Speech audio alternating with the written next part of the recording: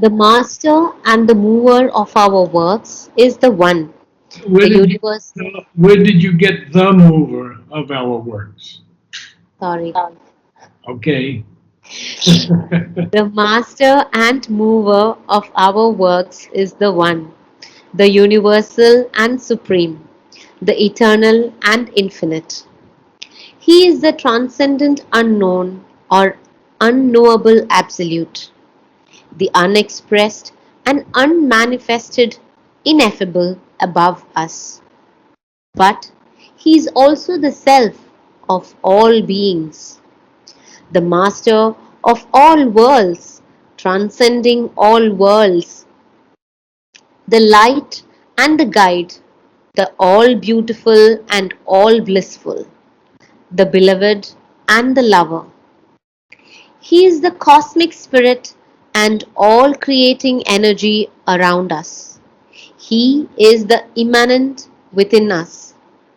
All that is He, and He is the more than all that is. And we ourselves, though we know it not, are being of His being, force of His force, conscious with a consciousness derived from His. Even our mortal existence is made of His substance, and there is an immortal within us that is the spark of the light and bliss that are for ever. No matter whether by knowledge, works, love, or any other means, to become aware of this truth of our being, to realize it, to make it effective here or elsewhere is the object of all yoga. Sri Aurobindo says that in the Life Divine. I must tell you that this passage in the Life Divine has been for me one of the greatest passages, perhaps the greatest passage in all of the Life Divine.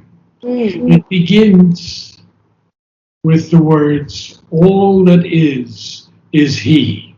yeah, Now, when we look this up, we see that grammatically they don't allow two same words. yeah, Yet Sri Aurobindo makes it so perfectly. yeah, All that is He. yeah, And He is the more than all yeah, that is.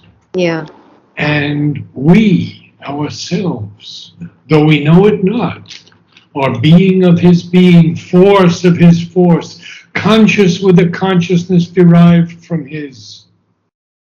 Even our mortal existence is made out of His substance. And there is an immortal within us that is a spark of the light and bliss that are forever. And then he says this incredible statement: no matter whether by knowledge, works, love, or any other means, to become aware of this truth of our being, to realize it, to make it effective here or elsewhere, is the object of all yoga. To make it effective here, that means on earth, or elsewhere, no matter where we are, the object of all yoga is to make us aware of the truth of our being, which is that we are the divine. mm. Unbelievable. Carry on. Aware of the divine as the master of our being and action, we can learn to become channels of His Shakti, the divine Puissance. puissance, Puissance.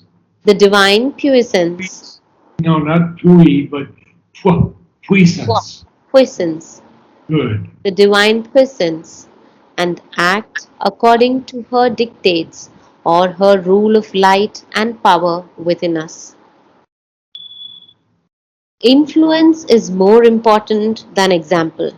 Influence is not the outward authority of the teacher over his disciple, but the power of his contact of his presence, of the nearness of his soul to the soul of another, infusing into it, even though in silence, that which he himself is and possesses. This is the supreme sign of the Master, for the greatest Master is much less a teacher than a presence pouring the divine consciousness and its constituting light and power and purity and bliss into all who are receptive around him. He says that in the synthesis of yoga. I think that we have to just take a moment here to be humbly grateful for these words. Yeah. Because influence is more important than example.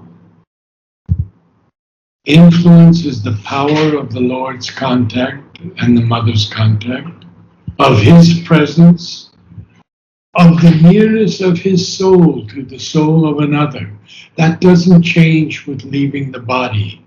That is always ever present.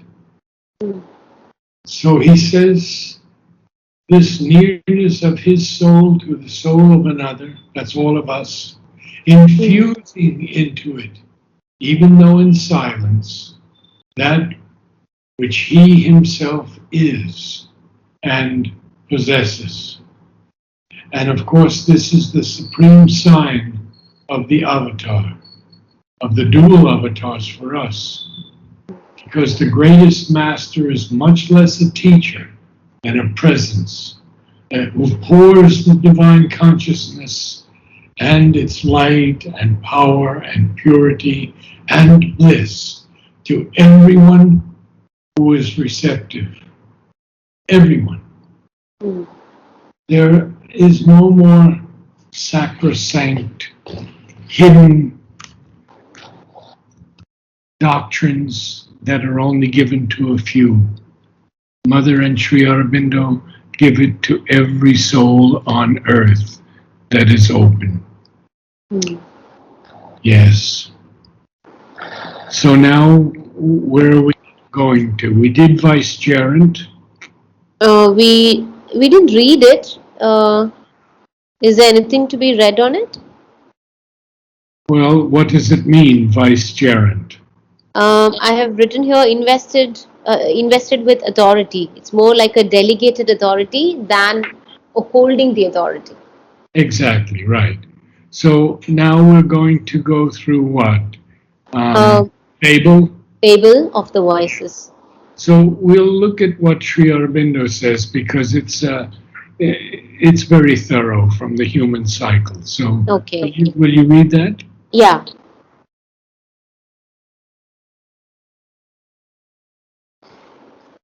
Babel. The reference is to the mythological story of the No, constructions. this is just the dictionary definition. But you can read it. It's a good idea to read it, and then we'll go to Sri Aurobindo. Okay. The reference is to the mythological story of the construction of the Tower of Babel, which appears to be an attempt to explain the diversity of human languages. According to the Genesis, the Babylons wanted to make a name for Okay, themselves. slow down. Okay, There's no the Genesis.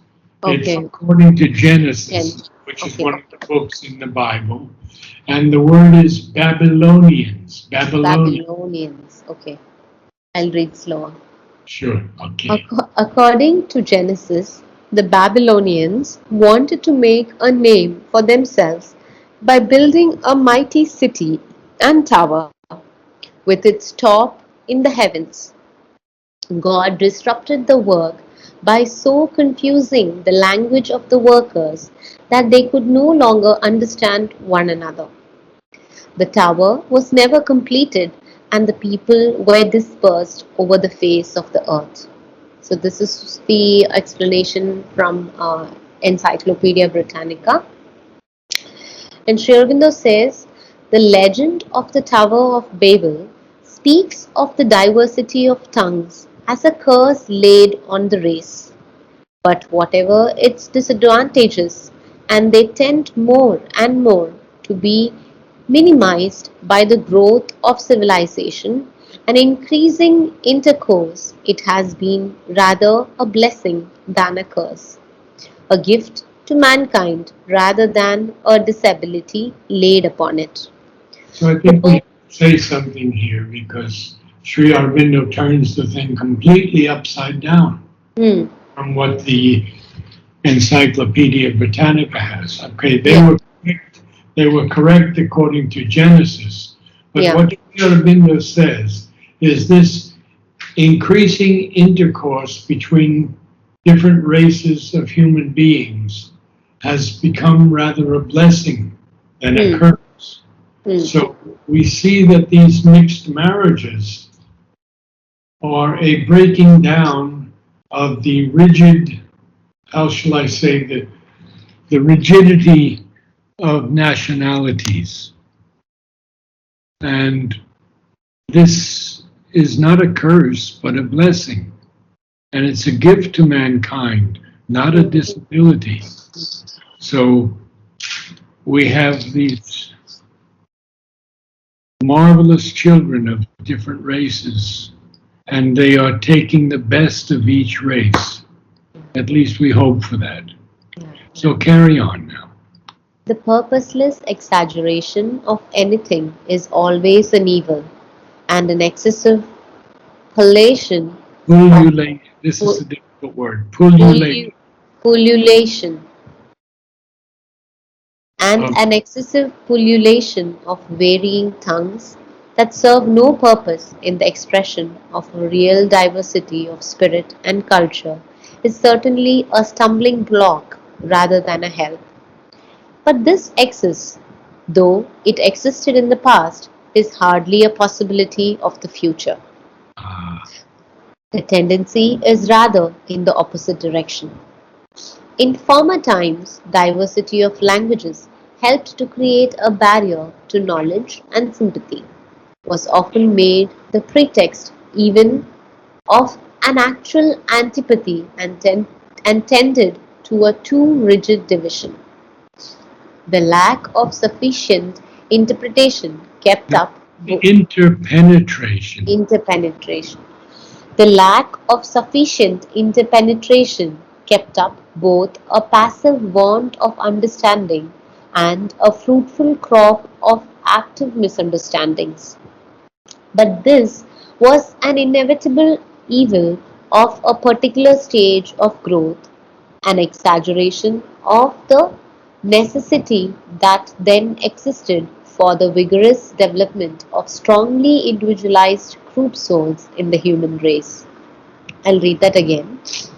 The lack of sufficient interpenetration kept up both a passive want of understanding and a fruitful crop of active misunderstandings. Yeah, let's stop there for just a moment and Yeah, see what yeah, Sri Aurobindo is telling us. First of all, he tells us that now this tendency is in the opposite direction. yeah, yeah. It's no longer a barrier to knowledge and sympathy, Hmm. which it was because of this rigid division. So I'm a German, I'm an Italian, I'm a Norwegian, okay? And that cultural egoism, shall we say, Hmm. has now led to a sufficient interpenetration because now it's more of a creation of understanding and not a fruitful crop of active misunderstandings. So then he will tell us more. But this But was, this was an inevitable evil of a particular stage of growth, an exaggeration of the necessity that then existed for the vigorous development of strongly individualized group souls in the human race. so these group souls that Sri Aurobindo is speaking about, and he speaks about it a lot in the Hmm. human cycle. Okay. These group souls had to, what shall I say, had to create in their groups a certain identity. Hmm. So the Greeks had a certain identity and the Trojans had a different identity. But they were clear in their identities. It was an inevitable evil, he says, at a particular stage of growth. And it was an exaggeration of the necessity for vigorous developments of strongly individualized group souls in the human race. Now he will continue and close. Very important. These disadvantages have not yet been abolished, but with closer intercourse and the growing desire of men and nations for the knowledge of each other's thought and spirit and personality, they have diminished and tend to diminish more and more, and there is no reason why in the end they should not become inoperative. Wow, very powerful statement. So we see that they will become inoperative, but we still have this, what shall I say, this aspect of evil that attaches itself to humanity. Neo-Nazis, North Koreans and their communism, China and its hegemony or its aspired for hegemony over the world. But it has broken down completely in Europe. In South America, it doesn't exist anymore. So we are seeing great progress in Sri Aurobindo says there is no reason why in the end all of these things, these negatives, should not become inoperative. Mm. Okay, so that's been quite an experience for us. We can carry on? Yeah. So, shall I read from what we read last week from Mind Nascent? Yes, I think that's a good idea. And we do, interestingly, come up with the word Babel also. Isn't that interesting? We have Babel also here. Yeah, well, let's see now. The mind knows silence knows, or after the Babel of the voices of the world, Okay. we have 6 lines, Oh yeah, we have not read that yet. 7 lines, Okay. yeah. Yeah, yeah, And yeah, we will have the word Babel, yeah, which is Babel, sorry, which is not Babel. So yeah. that only one B separates uh, the definitions, but they're very, very close definitions because a babble of something is a confusion of sounds. Okay. We say to the child, you're babbling.